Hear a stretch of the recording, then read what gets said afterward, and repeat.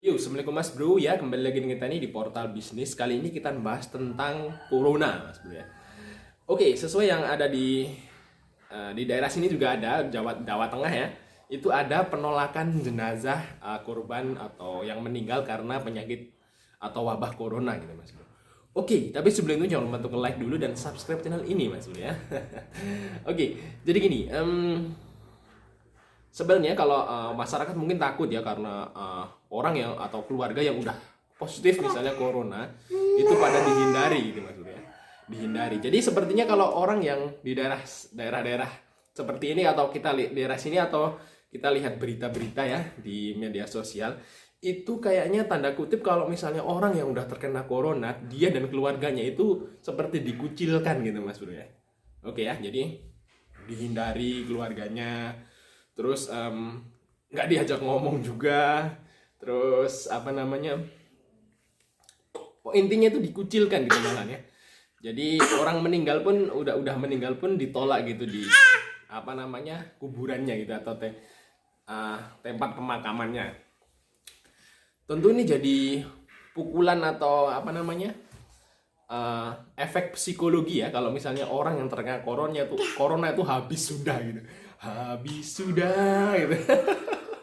Jadi istilahnya kalau orang kena corona kalau di Indonesia itu udah jatuh tertimpa tangga gitu Mas Bro ya. Udah jatuh, udah sakit, dikucilkan pula gitu. Jadi kalau misal keadaannya seperti itu Mas Bro, ini lama-lama ya orang yang punya penyakit corona itu nggak bakal lapor Mas Bro ya.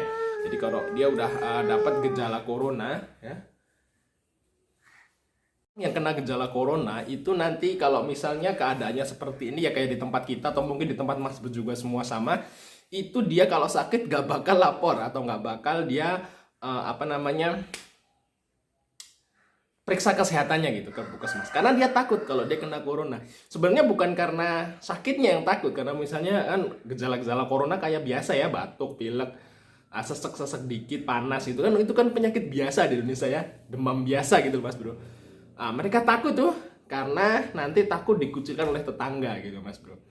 Jadi kalau misalnya ya mungkin sebagian orang yang takut akan apa namanya pengkucilan sosial, pengkucilan sosial itu bahasa apa?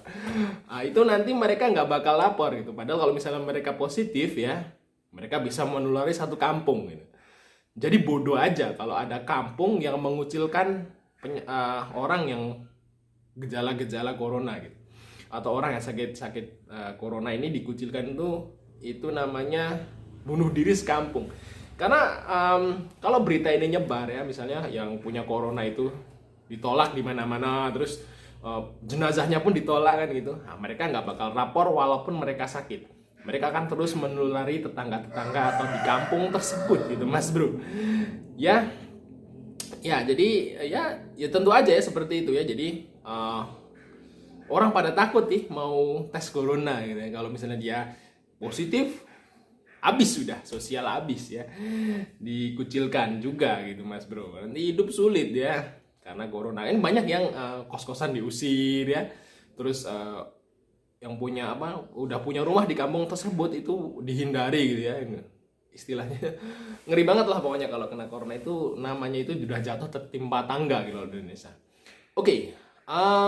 Jadi apa sih harusnya sebaiknya ya bagi warga masyarakat kalau misalnya ada tetangga yang punya corona?